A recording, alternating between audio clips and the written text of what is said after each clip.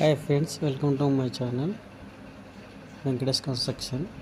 Friends, మేమైతే ఇవాళ అయితే పూజ చేసినాం. ఆయుధ పూజ సామాన్లకు అన్నిటి కడిగి బొట్టు పెట్టి అన్నీ పూజ చేసినాం. ఇది దీపావళి రోజు అందరూ దసరాకు చేసుకుంటారు. మేము దీపావళి చేసినాం పూజ. ఇలా అన్నీ కడిగి ఒక తాన పెట్టి పూజ చేస్తాం మేము. చూడండి ఫ్రెండ్స్, ఈ వీడియో నచ్చితే లైక్ చేయండి, అలాగే సబ్స్క్రైబ్ చేసుకోండి.